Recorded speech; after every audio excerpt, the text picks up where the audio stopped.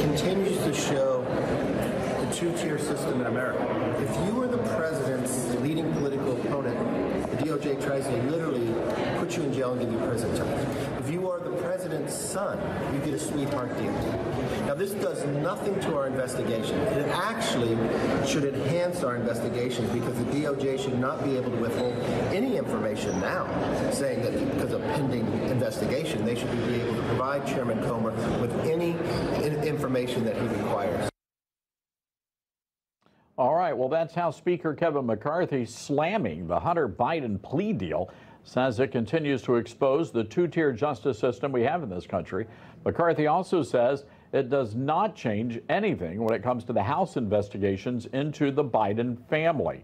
This comes after Hunter Biden pled guilty to 2 misdemeanor tax charges and would have to admit to illegally possessing a firearm after getting one in 2018. Hunter Biden would then enter a diversion program, and if he meets the conditions of that, the gun charge would be removed from his record.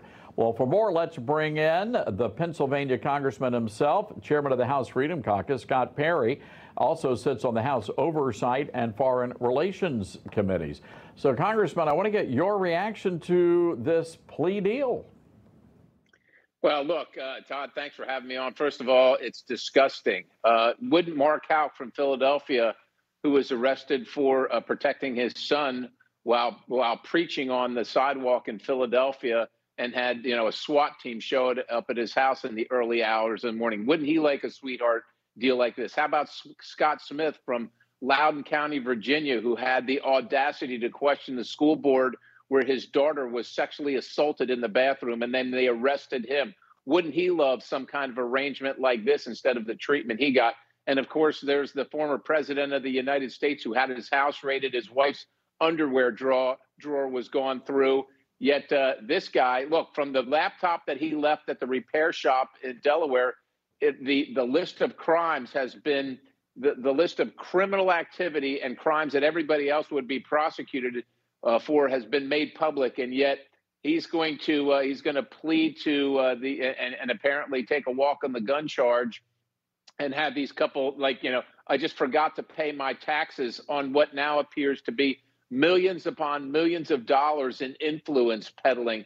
It's outrageous. It is outrageous. And Todd, all it's doing is making Americans more sure, more certain, without a doubt, that there is 2 standards of justice, one for the little people and one for those who are connected, the elites that run our country and their family members. And it just shows that, unfortunately, the republic is being destroyed by the left in our country. And no doubt about that. And all you have to do is look at what happened today. You have Special Counsel John Durham testifying before the House Judiciary Committee. Durham reiterated that the FBI relied heavily on Oppo research for the Russia probe. Yeah, another aspect of our findings concern the FBI's failure to sufficiently scrutinize information it received or to apply the same standards to allegations it received about the Clinton and Trump campaigns. As our report details, the FBI was too willing to accept and use politically funded and uncorroborated opposition research, such as the Steele dossier. All right, Congressman, you got 25 seconds. I have one question. Where does Donald Trump go to get his good name back? Well, look, that question's been asked in the past by similar folks in similar circumstances, and this just shows, unfortunately, that you can't trust these agencies, these law enforcement agencies, long revered to have impartial viewpoints towards justice. The standard of justice has been turned on its head, Todd, and not only can you not trust them, you can be sure, unfortunately, because of what Durham did, that no one will be held accountable. He basically outlined their crimes and then said no one's going to be held accountable. The American people are in fear of their government.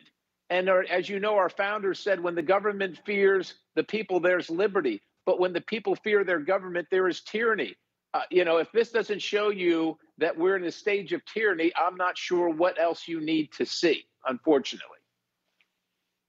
All right. Well, thank goodness we've got the House Freedom Caucus standing in the gap. And Congressman, we appreciate the great work that you do for this great country. Thanks for coming on the program today.